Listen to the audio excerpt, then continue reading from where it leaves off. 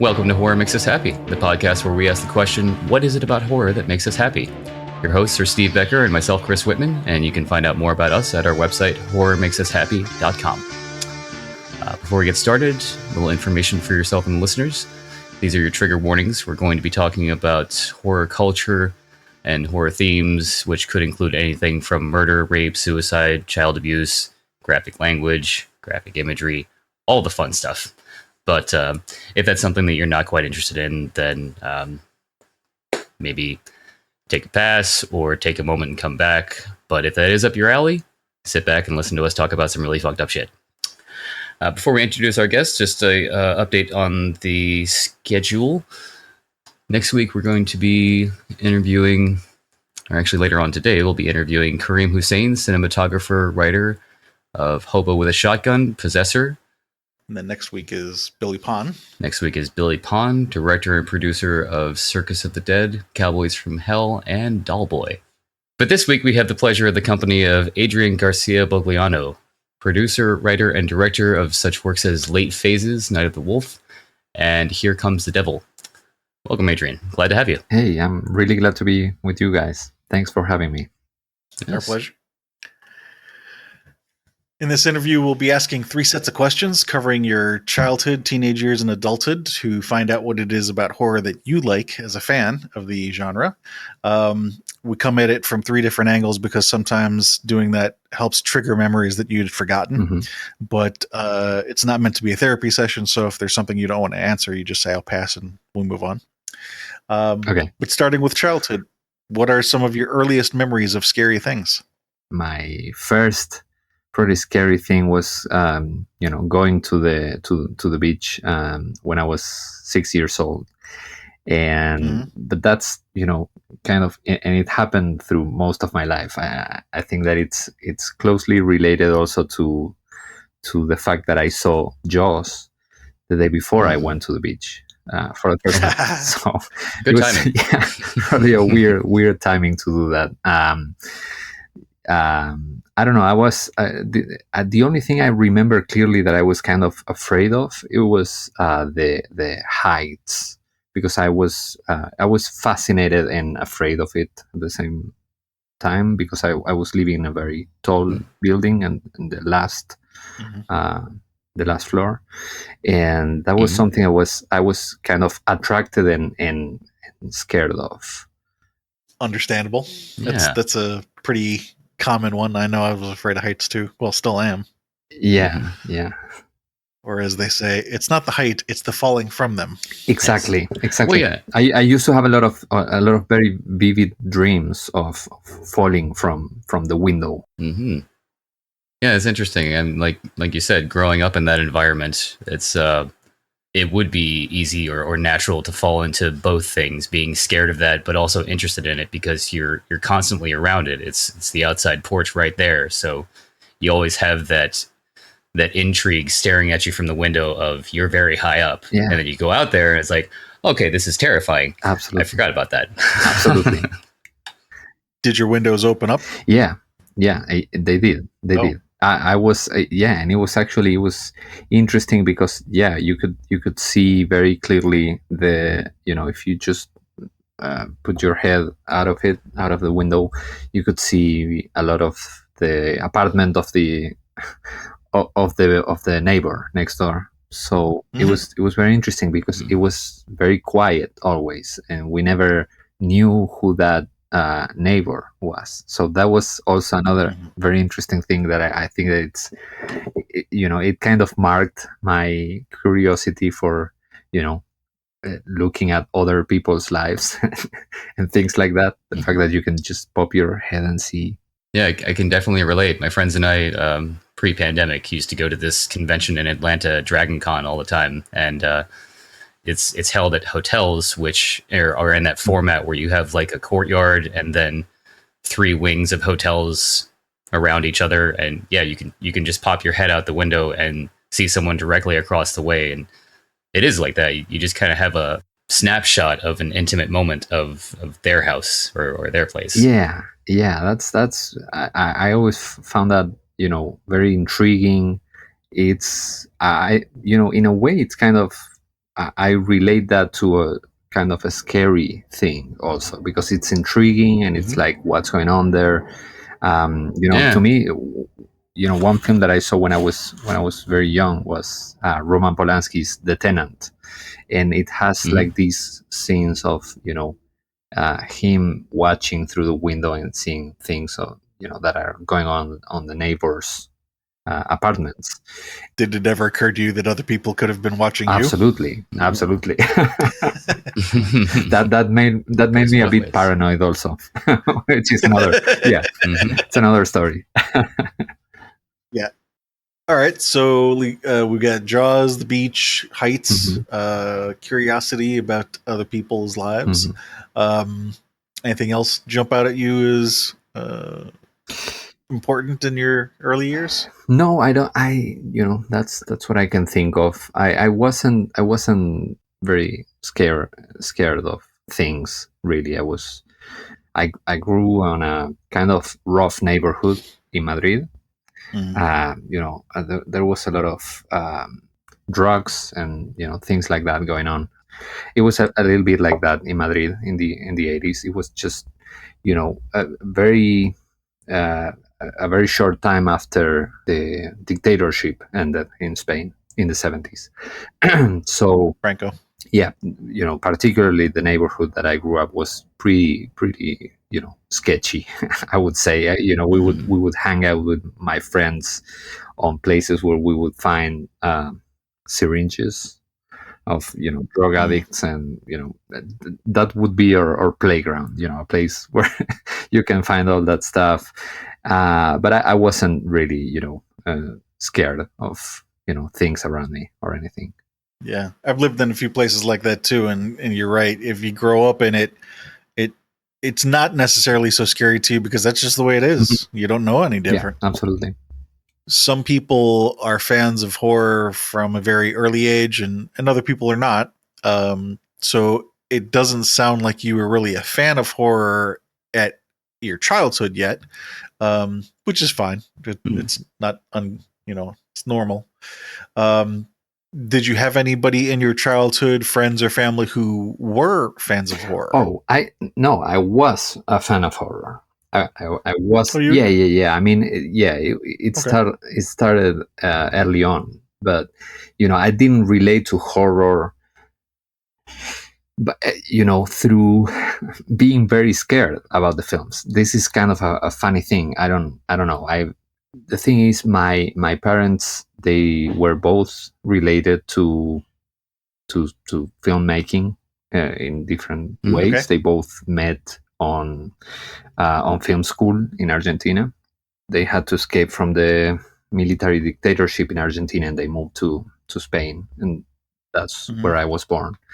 And they had this, approach where they would be very, I think because, probably because of their background of being, very, open-minded and fighting against, the dictatorship and everything.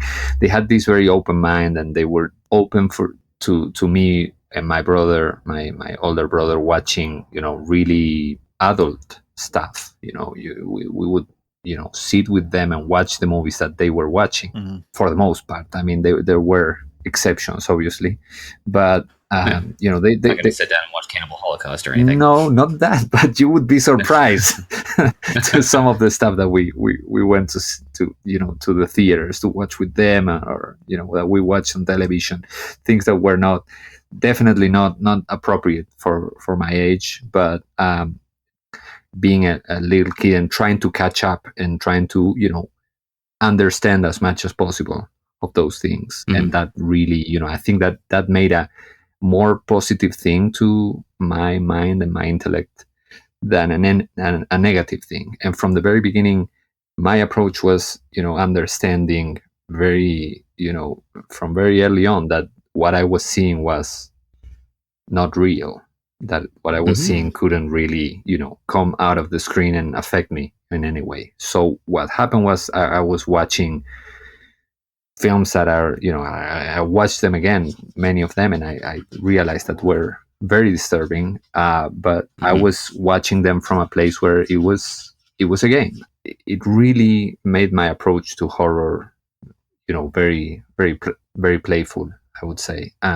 So do you think that you were more logical and casual with scary and horror movies when you were a kid because of your parents' involvement in the film industry? Like maybe did they take you aside and explain to you, like, see, this is all fake, this is latex and that's fake blood, or did you just kind of naturally fall into it? I you know what? I think I don't remember having those specific conversations. I think that it was, more just natural.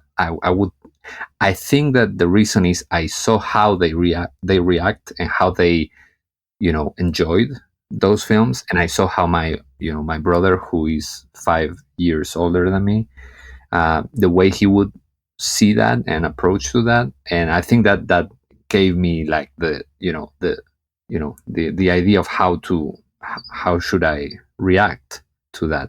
That's the explanation that I can find now that I'm a grown up, but yeah, I don't remember, looking back on it, I don't remember specific conversations about, them explaining me how things work. However, I did have access very early on to film magazines, of all sorts. So, I was used from very early on. I remember, and this is something that, I met most of my family when I was 6 years old, because, most of my family lived in Argentina, and, that's, the moment when we were able to go back to Argentina after the dictatorship.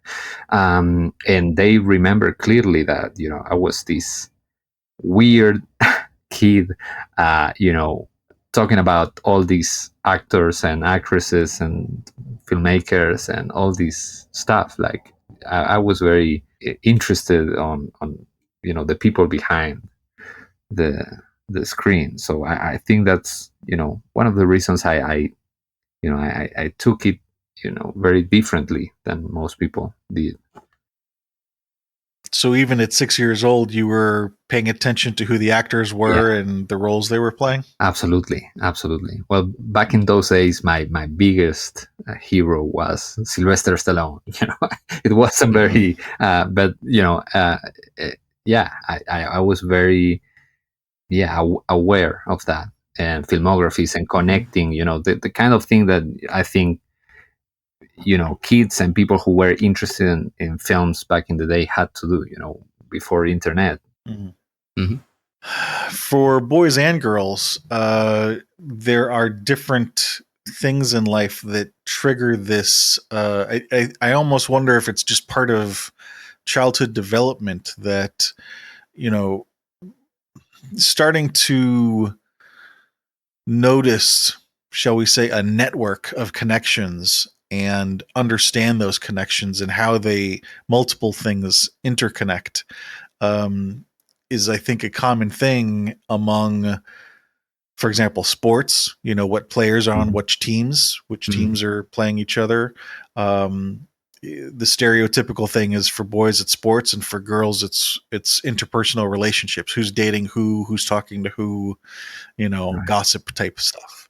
But for me, it was music. Particularly, I grew up listening to hip hop in the 80s, and this song would have this sample, and then there'd be another song that used the same sample, and maybe this vocalist was guest appearance on this song. And so, for me it was that. For you, it seems like it was the art of, filmmaking, like you're saying, and art, and the actors and actresses, and producers and things like that. No, absolutely. Yeah. And later on it became music also. I became very invested in music also. Yeah. It's interesting, though, that it was such an early age, like you say, 6 years old, because for me, I didn't really get into that until maybe 6th grade. So I must have been like 12. Right. Yeah. To me, I think that the thing was my brother was, 5 years older. So he was around that, around that age. So it was, kind of more appropriate for him to be watching that stuff. That I'm not sure if appropriate, but more appropriate, let's say. And but for me, it was very early on. But I was just following him and just That makes sense. In my case, I was the eldest, so I didn't have somebody else to follow. Sure. So you've got friends and family who were interested in film, but were they fans of horror? Yeah. My parents, both of them, they liked horror. My father specifically, he would just go to the theater and watch the Texas Chainsaw Massacre, or watch not a horror movie, but a film that he talked about a lot. That was Blood Simple, of the Coen brothers, or he would talk about Phenomena that my parents went to watch it on the theater. Okay. Let's see. Did you participate in Halloween at all as a child? No, that wasn't a thing in Spain or in Argentina. I at 8 years old, I moved to Argentina, and I lived for 20 years after that. I lived in Argentina, and it neither in Spain or in Argentina was a big deal, Halloween. Okay. Understood. We've talked to some other people that have lived in other countries, and some of them did, and some of them didn't. Yeah, it's interesting. Here in Mexico, it is a thing, and my wife, for my wife, it was a thing when she was a kid. But yeah, not in Spain or in Argentina. No. Okay. Well, that is a shame. It is. I mean, you have no excuse to put up 16 to 25 skulls in your household. No, absolutely. I would have been very happy as a kid doing that. Yeah, absolutely. But you did mention that you felt you were already a fan of horror as a child. Yeah. So other than Jaws and The Tenant and some of these things, what stood out to you as in the horror genre? What else stood out to you in your childhood? Well, just hearing things from your parents talking about other movies. Sure. No, that was one thing. That became material of legends. They would talk about this and that. I remember very clearly when my father went to see a little bit later on Henry, Portrait of a Serial Killer, which was another film. Yeah. I got to see that one later. But yeah, we would watch tons of horror movies, especially ever since we got our first VCR. But actually, the first film I went to see to a theater was a horror film. The classic version, not the 80s one, but the classic version of Cat People by Jack Turner. That was the first film that my parents took me to see on a big screen. It was in a open air theater in Madrid, and yeah, I think it was because they had just released a couple of years before the new version, the Paul Schrader version, that they were showing the original Cat People. But then I think the films that impressed me the most in the horror genre were the slashers. I think some of the Friday the 13th Part 4 and Friday the 13th Part 6, things like that, and those films really impressed me, and I to this day I have a huge love and appreciation for slasher films. I have a lot of fun watching them. They are some of the most fun. Okay, fun might be the thing I was going to go towards, but I was just about to ask, do you remember what it was that attracted you to horror at that age? I guess fun would be one word. Yeah, I think, and it's a thing that it has been a kind of a problem, let's say, all of my life, because I always say that I have fun watching horror films, that I enjoy horror films, that I use different words in Spanish that people don't relate to horror films. To horror, Right. yes. When and I can say that, at a certain moment it's beautiful in a horror film, and people get really, weird about those kind of things. But I say that genuinely, because I do feel that way, about horror. It can make me very happy to watch, certain joyful films. When you're a fan of horror and you watch Jason Voorhees kill somebody, you have a lot of fun, and you go like, yeah, and people don't usually understand that, and that's always been kind of a problem. People tries to correct me, like, no, you're not having fun with that, right? And I'm like, yeah, I am.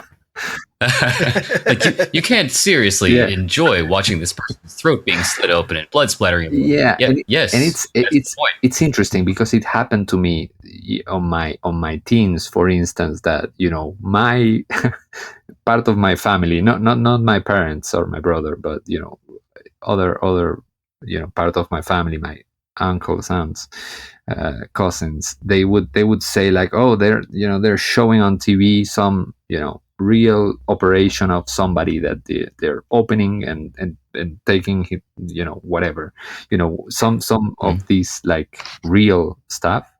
And they would say like, oh, you like that, right? And I'm like, no, I don't like that. I'm not, that's not, I'm not just stopping to watch if a person had an accident. I don't like that stuff. I like movies, I like fiction. I gotta say, this is all really getting to kind of the core of the whole point of this podcast. Is you have two, maybe more, but two main sides of it. Those that look at things that are horrific and macabre, and they're like, why would you have any interest in it? And then you have those that either through an early influence or naturally are interested in it. And yeah, things like slashers where people get killed, and it's entertaining to them. Yeah, I was going to say something similar. For me, coming from, I don't know if I mentioned this to you, but Chris is more the horror fan. I'm more of the psychology buff. And for me, people make sense. Even if they don't make sense to you, to someone else, there's a reason they're doing what they are doing and liking what they like or don't like what they don't like. And once you learn the reason, then they make sense. But the only reason they don't make sense is because you don't know the reason. And so that's part of what this podcast is about, is trying to find those reasons that make it make sense. And so, the one that jumps to mind for me first, I think we talked to Samuel Venisi, and, it turned out that he had his whole life an enjoyment of haunted houses. And it turned out that and when he was a child, he had a close relationship with his father.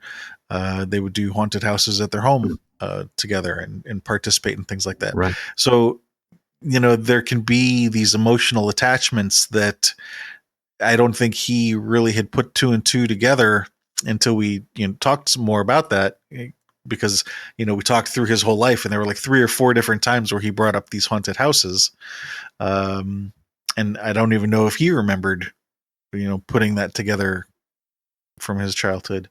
And so I'm wondering, you talk about really enjoying Friday the 13th and slashers and things like that. There's some joy there for you. You're talking about joyful and beautiful. It makes me wonder what the emotional reaction there is, I'm wondering if there's some connection to. And one of the first things you said was you kind of took some guidance from your parents and your brother about how to react to these things. I don't know if that's where it ties back to, or if there's something else more particular for you. Yeah, no, I think it was like that. It was a fun thing, a fun thing for me. It was a joyful thing. It was like just, sitting and watching films with my parents and my brother, it would be, kind of a ritual, and something that my father had this by just a few months after we got our first VCR. He already had like this huge, collection of films, and from all different periods of film history, and Mm-hmm. I would find that fascinating, just to try to navigate and to figure out all these different things, from whatever, from Brazilian cinema of the '60s to Griffith or Billy Wilder or Orson Welles, all these things. He would read us, the books that he was reading, like just the biography of Elia Kazan or the biography of Orson Welles.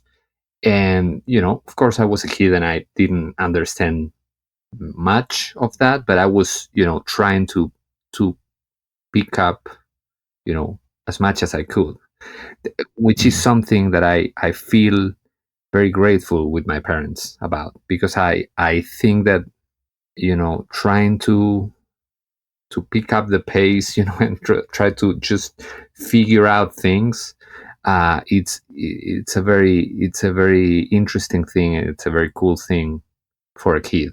I think that Mm-hmm. we're now maybe too concerned with little kids seeing things that are only just for their age. And I'm not talking about inappropriate things. I'm not talking about necessarily watching horror films, but I'm talking about things that might not be specifically for their age. I think it's cool.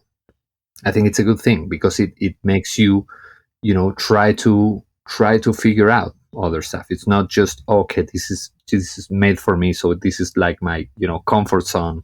I understand all of what I'm watching or what I'm reading.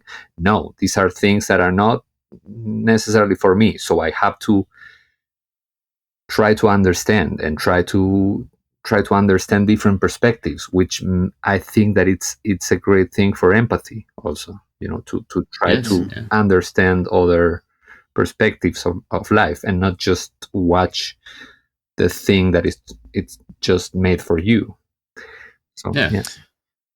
I think one of the most interesting things to me about this is, before the Industrial Revolution, children would go to school, but it wasn't to the same degree that we go to school now as a child. Now you go to school for a couple hours a day. You're away from your parents for a long part of the time. But before that, I mean, you might only go to school for a couple hours, or maybe it wasn't for as many months a year, and the rest of the time you were with your parents. Mhm. And so you would learn directly from your parents, and it was a more one-on-one experience. Sure. They say that learning when you're in a classroom of 60 people is different than learning in a classroom of 5 people. The one-on-one teaching element is important. And also it's important because when you spend that much time with your parent, learning what they do and how they do it and how they interact with people, socializing is very important, and learning how to do those things is important. But also, I'm trying to find how to say this. Today there are a lot of people who say, well, I don't want my children to see that, because how will I explain it to them? It's a lot harder today to have a conversation with your child when you might only have an hour of conversation, and then you might not ever talk about it again. But Right. back then, you'd be with the child, 16 hours a day, every day for weeks. So you could talk about it all you wanted, and you could work it out, and really have enough conversation to be sure that they understood what it was you wanted to tell them. Sure.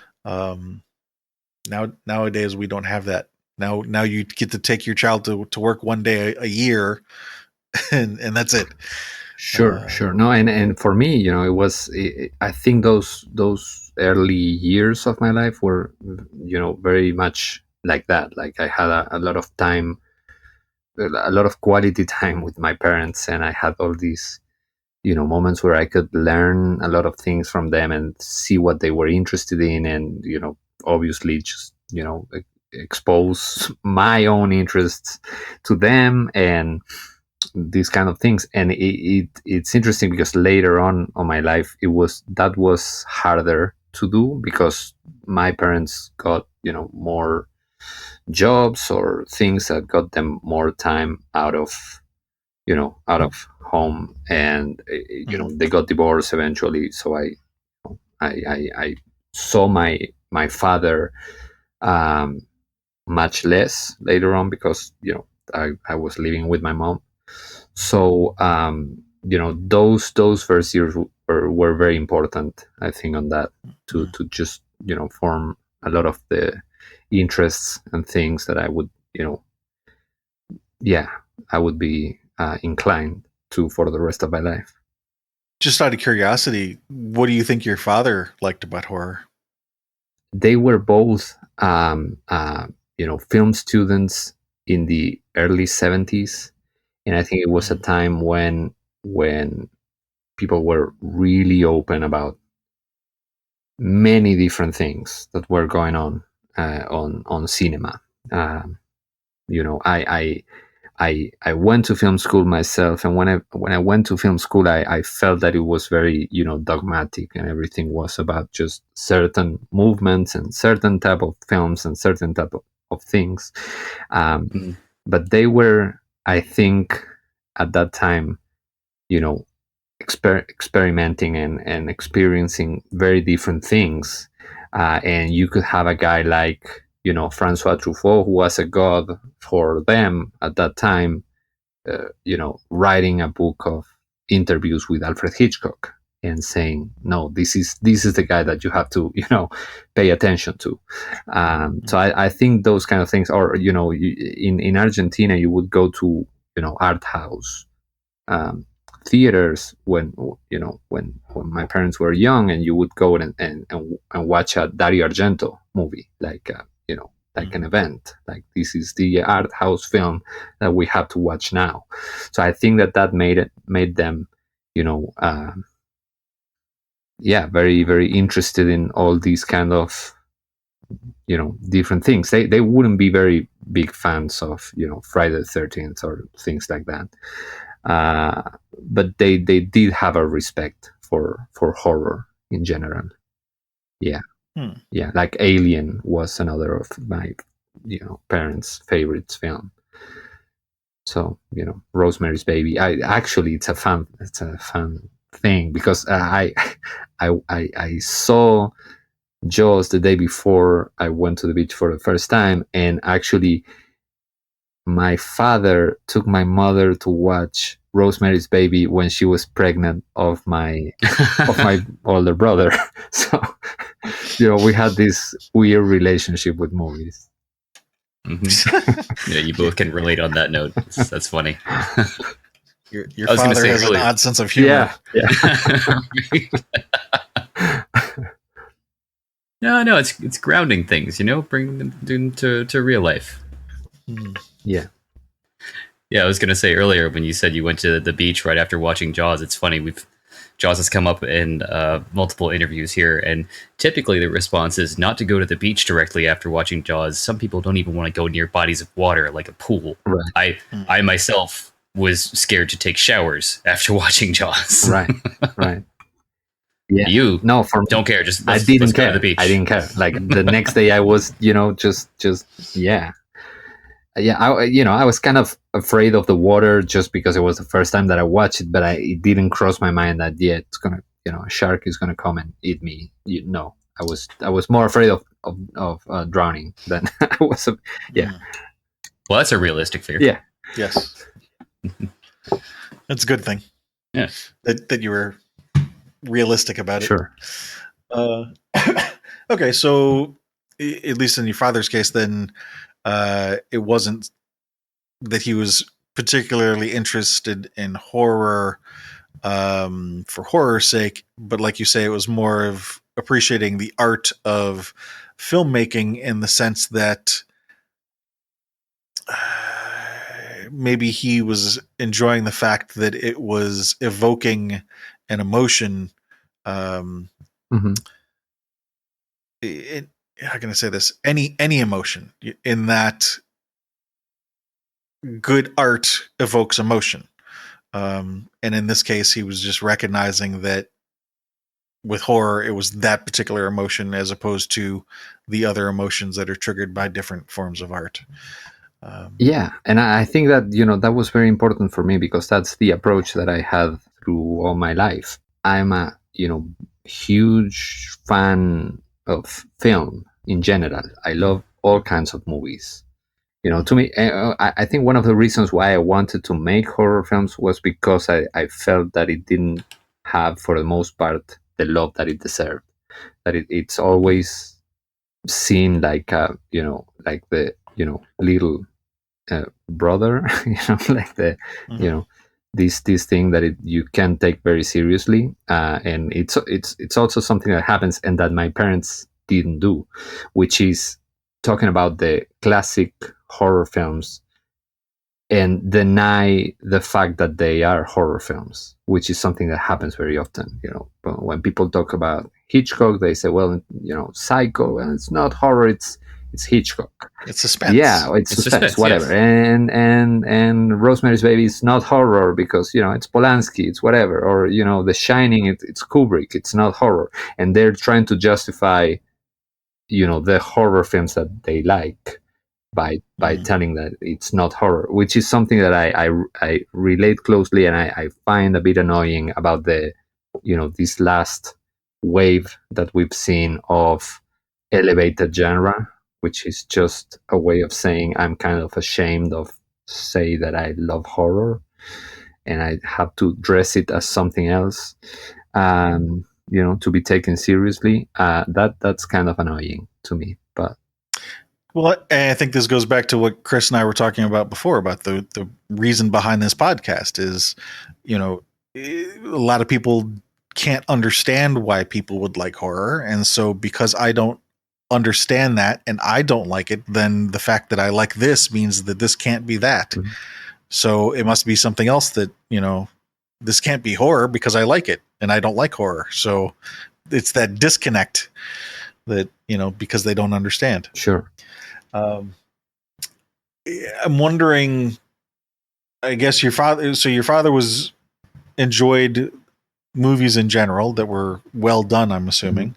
Mm-hmm. And so it was maybe the joy of, whether it was horror or not, but the joy of it being well done that may have influenced you to also appreciate when something was well done. So let me ask that. How do you identify when a horror movie is well done?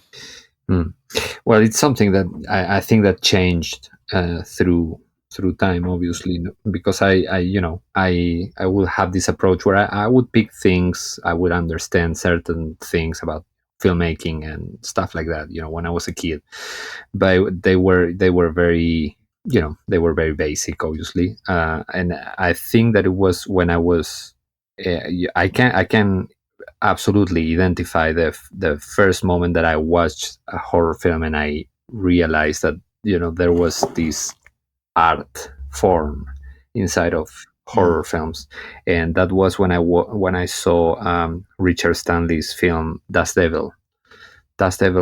I watched that on VHS on a very lousy copy on VHS, and yet I was able to realize that there was an artist behind that movie, somebody with a very specific look about the world out there, and showing things and doing things that I've never seen before. I've never seen those landscapes on a horror film. I never saw many of the visual ideas that I saw on that film, and that's the moment where I kind of realize everything was not the same. Mhm. There were it wasn't just a matter of what I like or what I dislike, but it was, this other thing that had to do with how the films were made and what ideas and things were, behind the film. And that's something that I realized when I think I was 12, 13. I think I was 13 years old. Yeah, I was going to ask how old you were when you saw that. Yeah, I was 13. Just to confirm the name of the movie, did you say The Stable? Dust Devil. Dust Devil. Yeah, Okay. yeah. That's the second film by Richard Stanley. You did mention, and this makes sense, that how you defined good has changed over the years. That is understandable. We all change as we get older. Mm-hmm. Focusing for the moment on the childhood part of it, how did you define good or well done in that portion of your life? What were you looking for then? I think I was looking for, exciting things. In horror, it was particularly, there was some sense of forbidden things, and obviously, the amount of blood, and if there was some nudity on it or things like that. It was very, it was like the fun part that you would talk about with your friends. But then again, I was watching other types of films, so I would also look out for other things that were exciting. I think that they had to do with also with world building, with looking at things that were like beyond my imagination, or places, things that were interesting, that didn't have anything to do with my own reality. I think that's what I was looking for. Was there anything that happened in your childhood in real life that actually scared you? I can't remember a specific event, honestly. I feel like, sometimes going through certain places on this neighborhood where I lived when I was a kid, that could be a bit scary at times. I think that the most scary, the most frightening thing that happened to me when I was a little kid was my parents' divorce, for sure. That was really scary because not only they divorced, but first my mom went by herself to Argentina to live. So I was uncertain for a few months of whether I was going to see my mom again, or when was I going to see her again. But that was and I think that's the most scary thing that can happen to a kid. Not to be close to his mom or dad. So I think that was that was kind of a thing, and I think that it was closely related to that. My mom had a nervous breakdown, so I think this is something that has stayed with me through all my life. That I have this first deep respect and understanding of of mental issues, but also this scary thing that it's a that surrounds that issue, the issue of mental health, of just losing yourself, and not recognizing yourself from one day to another. I think that's something that I've worked with that on several of my films, actually. Yeah, I was just wondering whether or not that had been a theme moving forward in your life. No, this is something that I track, and very consciously I think I track this theme as something important in my work ever since I started writing screenplays. I started writing when I was a teenager, and ever since then I always have like this kind of thing of somebody either directly the issue of mental health, or just indirectly having these kind of characters that stop recognizing somebody, like, which is basically what happened. And I think what happens with when you go through a process like this, which is, somebody that, from one day to the next can just act in a completely different manner that you don't understand, that you can't grasp. So that's a theme that, in Here Comes the Devil, that's it's there, and there are all these things that, these movies where I used this theme. Absolutely. Yeah, I think that's what really makes even more effective and better quality filmmaking, really, is when you do draw from life experiences, or you try to represent something that's relatable. The more relatable, the more it's going to intrigue and draw your audience in. So it's just going to make the experience that much better. Well, on the topic of being relatable, I mean, you have to know what it is you're doing. And so having had the personal experience, you understand it better.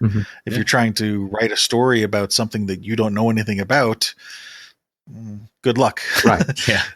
Right. But no, and this is the thing that I think it's interesting, because when, there are certain films, certain times when I feel like I'm seeing the person who did that through the work. Not it might not be super clear, but I have that impression, like I'm watching this guy telling me something about, exposing himself or herself, on the screen, through the film that this person is doing. And I really love that. I'm not talking about, very, in your face, autobiographical films, but other films that are, between the lines, you can see those things. And that's really interesting to me. I mean, yeah, in that sense, would you say that the interest in horror could maybe be explained in the fact that it's more of a challenge to wrap your head around or to understand than other genres, which seem to be kind of spoon-fed to you? It should be. I think that should be, one of the. I'm not saying the only, the only way horror should work, but that should be one of the, main things about horror. Yes, and I honestly feel that that's something that I feel, we have been lacking for the most part lately, because I feel that many people confuse, the film or the work with, with the persons behind it. I'm not gonna talk here about, whether if you should support or not work by people that have, problematic behaviors in their lives. Not talking about that. I'm talking about the fact that people think that they should be very clear about their how good they are. They should leave that very clear on their movies. So if I'm just, this nice person, that I think that, that I have to put that very clear on my movies. And I think that that's far from what we should be doing in horror. I'm really, and I feel that way about myself, that I'm a really easygoing person on my on my personal life. But I like to be confrontational on films, because I think that's kind of the thing that, horror should have. Maybe not in all of the films, but in some of them, I like people, I like to put these, push the boundaries. Put these uncomfortable things on films, because I think that's part of what horror should be doing. And I'm sorry if some people looks at that and thinks, oh, Adrian must be a fucked up person, and he's I'm sorry if they feel that way. They should know me personally, but I don't really care. I what I care is about putting something out there that it's interesting and moves the audience. Yeah, and some people like to express themselves in ways that align with who they are, and other people like to express themselves in ways that allow them to explore being different than who they are, and there's nothing wrong with either one. It's just a choice. No, absolutely. I think it shouldn't come from self-censorship. You know what I mean? It shouldn't come from well, I'm going to lose followers on Twitter or external censorship, yeah or external censorship yeah either. yeah just it shouldn't come from there. I mean, whatever works for you. If you just want to make like feel good movies, I'm okay with that. That's fine. And there is this place of feel good horror that it's great, and I've done some of that too. But I think that it shouldn't come from just trying to with this idea of confusing that if you're showing something, it's because you're a bad person, so you have to be very clear that no, I'm a good person. That's the kind of thing that I think it's it doesn't help creating good art, really. I was ready to move into the teenage years, but you just said a phrase that I have to ask about: feel good horror. Yeah. What is feel good horror? There is feel good horror, of course. What is feel good horror? Explain that. It's horror that gives you the feels. It's you may have one moment where someone's getting split in half by a bandsaw, but at the same time, maybe it's a coming of age story where some kid falls in love with a love interest, and it's absolutely, it's feel good. Absolutely. And also, when you cuddle Freddy afterwards. Yeah. And these are the films where after you watch them, you feel good that you are alive. It wasn't me.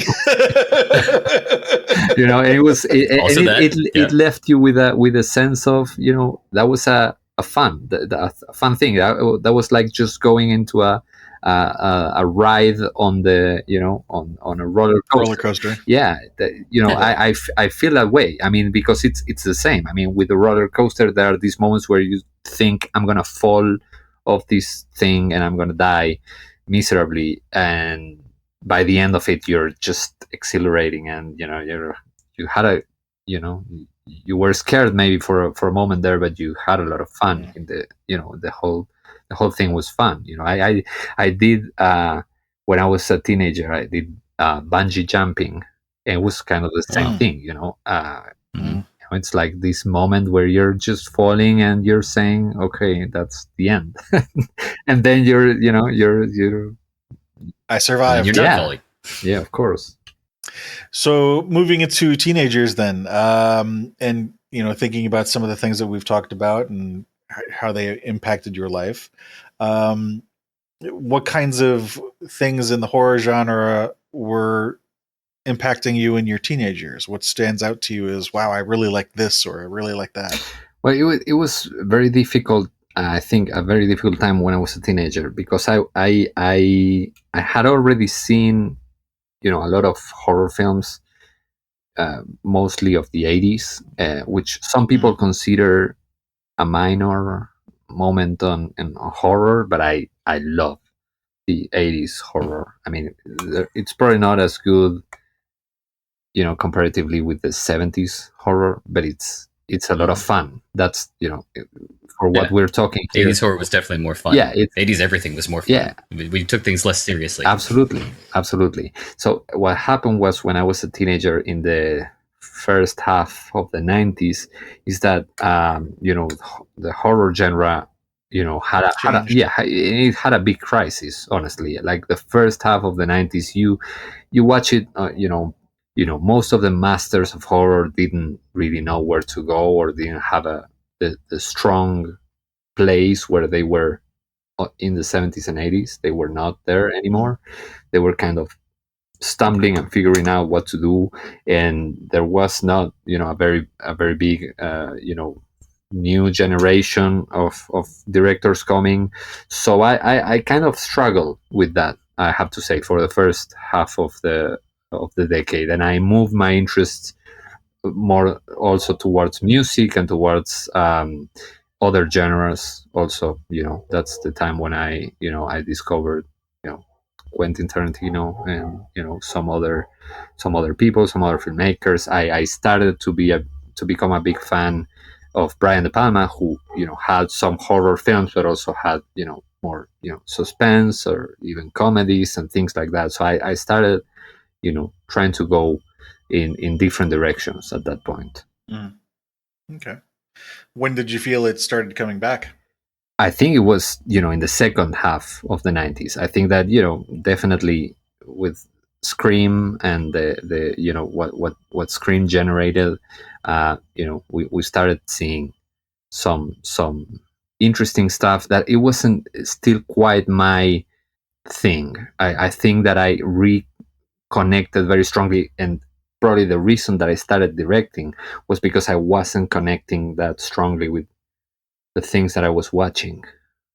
There is this change in the look of the films. Image became, I don't know how to explain it exactly, but like softer, and you could see everything. They were light, more in a like TV sets where you could see everything. Even if you watch a film like Scream, you can see everything.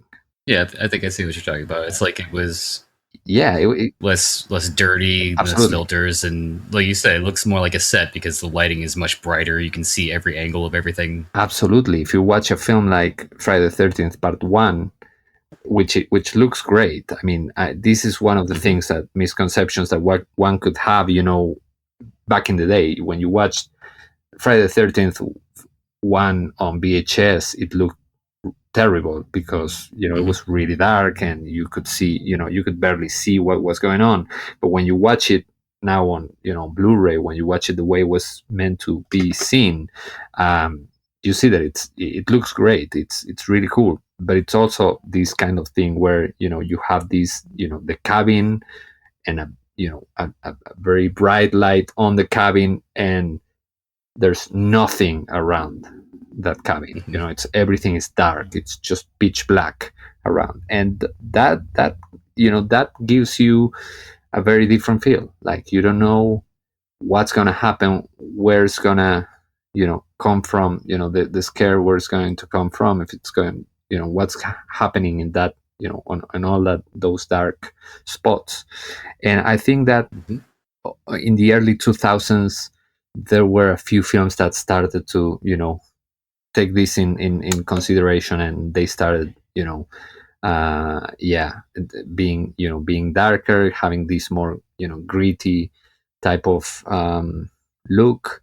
And one of the reasons why I started directing was because I felt that way back then. Like I couldn't grasp exactly what was going on, but I felt like I wasn't watching the type of film that I wanted to see as a horror fan. So So let's see, but you didn't start directing until 19. How old were you when Scream came out?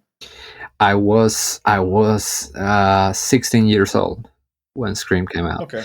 Yeah, I was 16. I had already started writing screenplays, but by that time, that was my way of approaching film, because I didn't have money or resources to have a camera or anything like that. So I would just write and write and write. And I wrote like five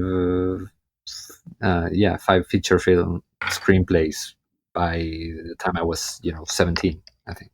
Okay. So you were already planning on being the change you wanted to see in the world. And it sounded like other people maybe started getting some of the same ideas, because you say, late 90s movies were starting to come out that were more in line with your tastes. Yeah.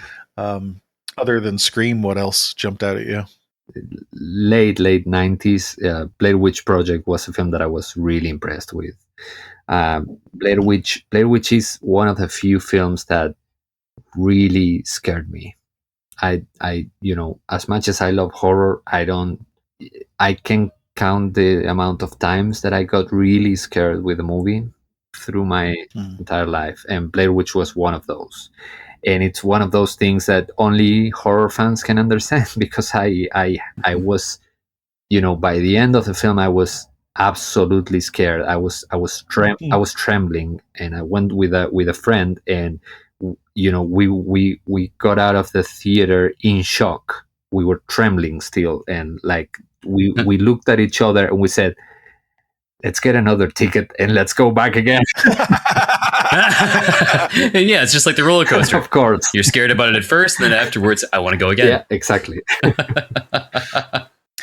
This might be jumping around the timeline, but I'm curious, since you brought up that there was a small list of movies that actually scared you, why don't we go down that list and I'll just make a note of what they were. Absolutely. I could say I don't remember. Probably Texas Chainsaw Massacre, I think, was the first one. The ending of Texas Chainsaw was another of those. I saw that when I was like, I think 13 years old. I can't really think of anything before that I was really scared about.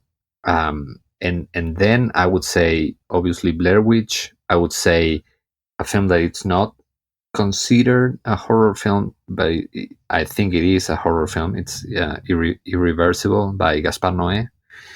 Oh, yes. Irreversible was another film that really freaked me out so much. And I would say Shutter, the Korean film that was remade in the US later on. Shutter, this of the photographer that realizes, sorry that I'm spoiling it, but realizes at the end that he's carrying the girl around on his shoulders. That moment freaked me out so much that, like, the ending of that movie was really, I got really scared with that. And I would say in the last few years, the scariest film I've seen by far is The Evil Within by Andrew Getty. This really strange film that this millionaire that was from the Getty family. He made this with his own money, and it's a really strange film and really, really scary. I think I've seen that one. I'm not sure.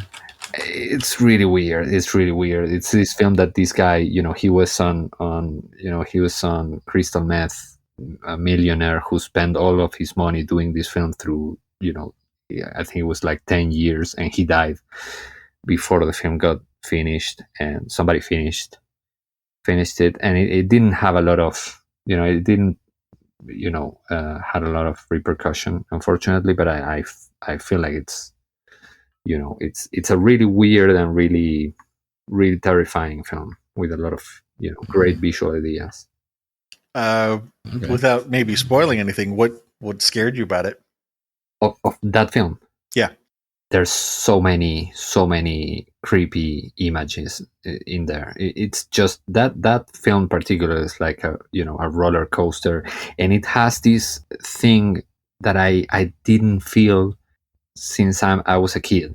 This thing that 70s films, 80s films have, that it's anything can happen, which is, I think, the best thing that a horror movie can give you. The idea that anything can happen, that you don't know what terrifying surprise is waiting you, around the corner. And this is what The Evil Within has to me, because it's a film that it has these edges where it's kind of, a little bit amateurish. He was a self-taught director, so there are rough things there that are not very, professional, but that's the interesting thing about it, because as it's not by the book, where everything is perfect, everything is correct, everything it's the way it's supposed to be, that I think that takes out the thrill of a horror film.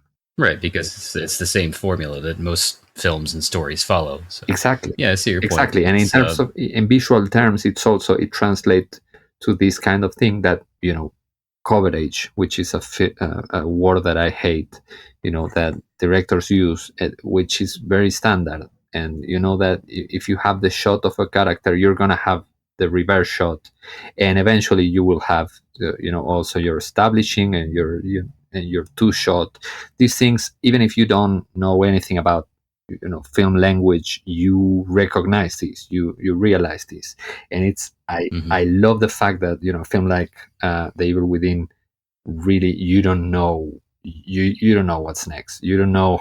It's so, everything is so weird and so creepy that it really keeps you out of balance. This is, I've tried to do that kind of thing, a couple of times, and it gained me the the reputation of being a director that doesn't know how to shoot a movie. Like, with Here Comes the Devil, it happened to me a lot. Like people, film critics sending me to film school. And I was like, I know that this is not the normal way to do the scene. I know that. It's not that I'm unaware of it. It's just I'm trying to do something. It was a choice. It's a choice. I'm trying to to keep you out of balance a little bit. So you didn't break the 180 rule, did you? I did, actually. I did a couple of times, but on purpose. Yeah. If it's on purpose, that's okay. So it's interesting. I'm starting to hear some common themes that I would describe as the complete unknown. You mentioned in The Evil Within that, the thing that you liked about it was this feeling that you got from the 70s and 80s of anything can happen. You mentioned earlier, not just horror, but all films, the image changed. You could see everything. And what you liked about the earlier films was the darkness and what's in the darkness, the unknown. It kind of reminds me of something that you said, from the childhood, the part of being scared of heights. It's when I think about the unknown, I get the same feeling of when I'm looking over the edge from a great height. It's that fear of that being right on the edge, waiting for the drop. Right. Mm-hmm. Right. Absolutely. So let's run through some other questions here from the teenage years. Did you have any friends at that age who were also fans of horror? I did not. No. Okay. And you said that you were going to film school. How old were you when you started going to film school? Well, I actually started to go to film school when I was 13 years old, just like watching the film classes there. Just again, as I was tall and I looked, a little bit older, I just sneaked in the classes and just took classes there. Like, just watch them of filmmaking and production and screenwriting, things like that. And as you say, by the time you were 19, you already had started directing. So moving into adult years, what has impacted you as an adult in horror? It started with Gaspar Noé, actually, with the film he did before Irreversible. I saw it on a theater, and I was absolutely, impressed by it. I was really thrilled. I was shocked, and I think that I was very interested in that moment on more on European filmmakers. I think also Michael Haneke's Funny Games was huge influence at that point. A lot of French films came at that time. From the more well-known, like High Tension and things like that, to other ones that I really enjoyed. Like there was this filmmaker, Marina de Van, who made an amazing debut film that was called In My Skin. That's a film that really impressed me, and I thought it was really scary and interesting. What did you like about I Stand Alone? I Stand Alone had this thing also that it was really brutal, really strong, but at the same time was very playful in a weird, demented way, because it dealt with really difficult subjects, incest and racism and very, very triggering things, but it had like these very visual elements that were you realized very quickly that you were being provoked, that this was kind of just provocation, but it was really well done and really well acted. But it had like these moments, like when it's not a big spoiler, when the film is about to end and you've already endured something really really difficult through the whole film. But when you're going to the last sequence of the film, they put a clock on the screen, and they tell you, okay, you have 30 seconds to leave the to leave the theater, because afterwards it's going to be like the worst part of this film.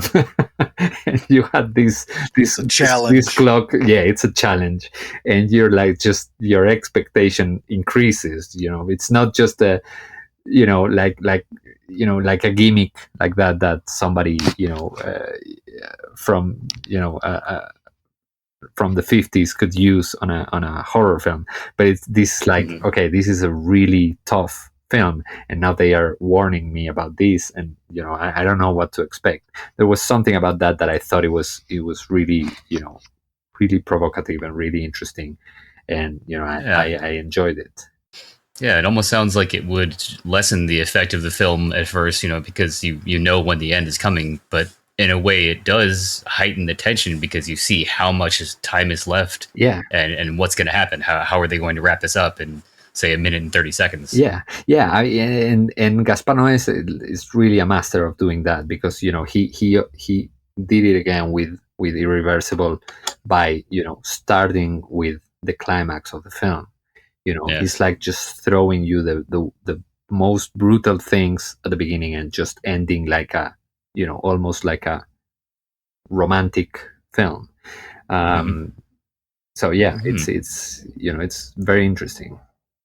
So when you say it was playful in a demented way, you're talking about from a filmmaker point of view, not so much the actual content of the script and screenplay.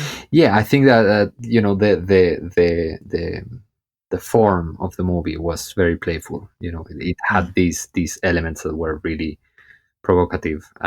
It had these like impacts in the middle. I don't know how to describe them. Like it's a very it has these long shots where just people walking and just going from one point to another, and then it has like these moments where it uses several shots in 1 second, and they go with a loud bang that makes you jump off the seat. But it's like just every time just like putting you on the edge, and it's like just playing like that with an audience, make them part of the of what they're watching, not allowing them to be comfortable. Yeah, exactly. That's something that I always felt it was amazing. And actually, when I saw the film, Gaspar Noé was there, and he managed to get the sound and in the theater at a really really loud level. He tested it, and I would have slipped the guy a 5. Yeah, and I also had like, just like to make it like a more immersive experience. For some reason, I had Gaspar's father sitting behind me, and every time that something happened in the screen, he would kick my my seat. It's like kicking my seat every time. So interactive seating. It was really immersive, really immersive. It was like a 4D kind of fear. Yeah. Nice. So what about In My Skin? In My Skin had like this amazing, coming from a female director that I hadn't seen up to that point, female filmmakers doing horror, with the exception of Amy Jones with Slumber Party Massacre, or Catherine Bigelow with Near Dark, or some things, but not many.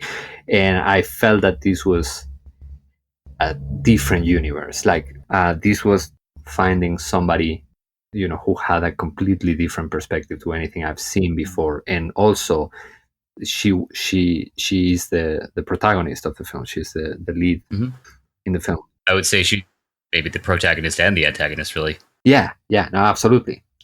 But there is this thing about her being the director and the actress there, that it's kind of exposing herself in this way that I was talking about before. Like artists showing you a world, and you kind of see interesting things that you can kind of read or make your own reading. Maybe it's not accurate, but about who that person is and who that artist is and what the intentions are. To go back to the list we talked about a minute ago, how old were you when you saw Blair Witch? I was 19, I think. Yeah. And Irreversible? Irreversible, I was I think 22. Shudder? 23, 24, something like that. Evil Within? Evil Within, it was 5 years ago. I was like 35. Okay, so these were all adult, pretty much. Yeah. Okay. Yeah. So I will move these down here. Some of the questions that I would normally ask here, we've already gone through. Looking back now over your entire life, and the next two questions I'm going to ask, they're not just related to horror. It could be any genre. Mm-hmm. What's your favorite movie, and what movie have you seen more times than any other? I think, I think my two favorite movies, I can't really say one over the other. I think there are two that are really close together. Mm-hmm. Okay. There are Dust Devil by Richard Stanley and The Texas Chainsaw Massacre. I think those two films are films that I can go back over and over again. My favorite filmmaker is Brian De Palma by far, but I think that these other two films are films that I can constantly go back to. In terms of horror, I would say that the film that I've seen more times in my life, curiously enough, is not a horror film. It's Alice in Wonderland. It's the Walt Disney version of Alice in Wonderland. I love that film so much, and it's funny because it was one of the very few films for children that I really loved being a child. When I saw it when I was a kid, and I loved it. I fell in love with that film right away. And it didn't happen to me that much with many other, Walt Disney or, films for kids. I would watch them. I would say they're okay, but let me watch Blade Runner instead, or let me watch, Angel Heart. What do you like about it? So many things. But I think that the at the core of it, it's something that I've already said, that it's this thing that it's, you don't know what's going to happen next. Anything can happen. And we asked these two questions because sometimes the answers align with the things that you've already said. Sometimes it highlights something new. In this case, it underscored something that you had already said, so that works. Mm-hmm. Do you see any common threads about what kinds of horror you like? Cannibalism, occult, metaphysical? I don't think there's one type of film that I'm focused in, but I enjoy, you can throw at me any slasher and I will watch it, and I will, have some fun watching it. Okay. I think slashers, for some reason, it's something that always gets me, always works for me. So the next question is, do you have any idea why it is that you like that? And I'm going to guess it's probably, again, because you don't know what's coming. Don't know what's next. I think that's something that it's really important. And when you go back to why, horror stories, these campfire tales and things like that were amusing for you when you were a kid, or when you started having an interest in horror, it was because of that. It was because you didn't know where it was going. Having identified the unknown as something that interests you, why horror? Because, for example, you could delve into the unknown in sci-fi or other genres. Yeah. So what is it about horror? I think it was, based on the fact that it was the underdog. Yeah, mm-hmm. in the countries where I grew up, it was the underdog. Also in Spain, it happened. In Spain, there was a big tradition of horror that was very commercial and was very successful up until the mid 80s. And then something happened where it became a bad word. You can't say that you like horror. You can't make horror in Spain. It was just a few years, I would say between mid 80s and the early 90s. But it was a moment where I was growing up and I was watching what was going on. Is it related to the Satanic Panic? I think that it was a very political thing. It was, this change in the tide where the state became very important and started to intervene a lot in the production of films, and they decided that they didn't want to make horror films, that those were not important. And suddenly, an industry that was really big and, like the biggest, as far as I know, up until the late 80s, the biggest, the highest grossing Spanish film ever made, as far as I know, was Pieces.